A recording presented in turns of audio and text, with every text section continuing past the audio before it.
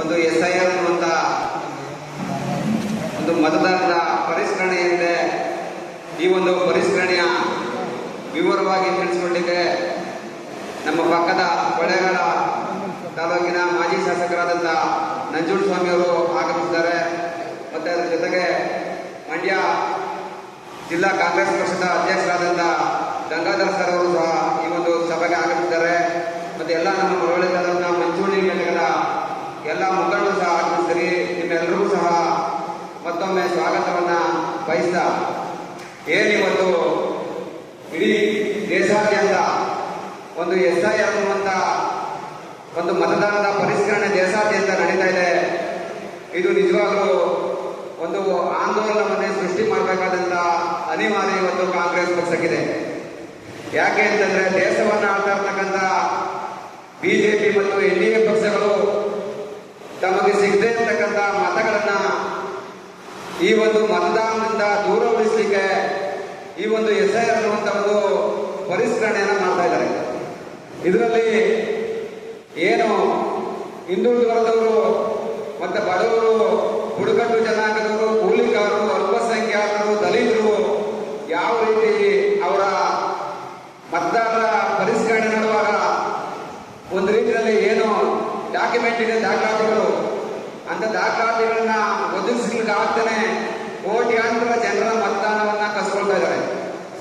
ಅದರ ಒಂದು ವಿವರಣೆಯನ್ನ ತಮ್ಮೆಲ್ಲರೂ ಸಹ ತಿಳಿಸಬೇಕು ಅಂತೇಳಿ ಗಂಗಾಧರ್ ಸರ್ ಅವರು ಇದ್ರ ಬಗ್ಗೆ ಮಾತನಾಡ್ತಾರೆ ಅಂತ ಹೇಳಿ ನನ್ನ ಮಾತನ್ನ ಮುಗಿಸ್ತೇನೆ.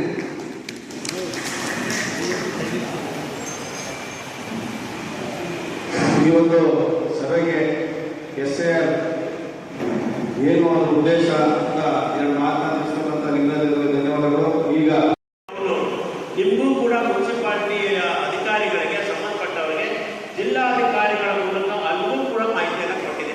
ದಯಮಾಡಿ ನೀವು ನಮ್ಮ ಜನ ಎಲ್ಲ ಬಡವರಿದ್ದಾರೆ, ಅನೇಕರು ವಿದ್ಯಾಭ್ಯಾಸ ಗೊತ್ತಿಲ್ಲ, ಅನೇಕರಿಗೆ ಅವ್ರಿಗೆ ಮಾಡಬೇಕು ಅಂತೇಳಿ ವ್ಯವಧಾನವೂ ಇಲ್ಲ, ಅನೇಕರು ತಮ್ಮ ದುಡಿಮೆಗೆ ಕೂಲಿಗೆ ಹೋಗೋಣ ಮತ್ತೊಂದು ಹೋಗೋಣ ಅಂತೇಳಿ ಅದರಲ್ಲೇ ಕಾಲ ಕಳೆಯುವಂಥ ವಾತಾವರಣ ನಮ್ಮೆಲ್ಲ ಭಾಗದಲ್ಲೂ ಇದ್ದಾರೆ.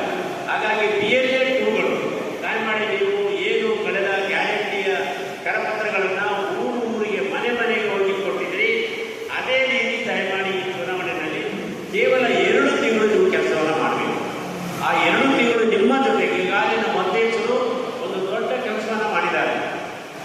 ನಿಮ್ಮ BLA 2 ಜೊತೆಗೆ ಸುಮಾರು 25 ಜನರ ತಂಡವನ್ನು ಒಂದೊಂದು ವಿಧಾನಸಭಾ ಕ್ಷೇತ್ರಕ್ಕೆ ಅವರು ಮಾಡಿದ್ದಾರೆ. ಹಾಗಾಗಿ ಮೊನ್ನೆ ನಮ್ಮ ಇವತ್ತಿನ ಮುಖ್ಯಮಂತ್ರಿಗಳು ಘೋಷಣೆಯನ್ನು ಕೂಡ ಮಾಡಿದ್ದಾರೆ. ಒಂದೊಂದು MLA ಕ್ಷೇತ್ರದಲ್ಲಿ ಕನಿಷ್ಠ ಒಂದಷ್ಟು ಹಣಗಳನ್ನು MLA ಅವರು ಕೊಡಬೇಕು ಅಂತ ಹೇಳಿದ್ದಾರೆ, ಕಡ್ಡಾಯ ಮಾಡಿದ್ದಾರೆ. ನಮ್ಮ MLA ಅವರಿಗೆ ಆ ಕೊರತೆ ಏನಿಲ್ಲ, ನಿಮ್ಗೆಲ್ಲರೂ ಕೂಡ ಚೆನ್ನಾಗಿ ನೋಡ್ಕೊತಾರೆ.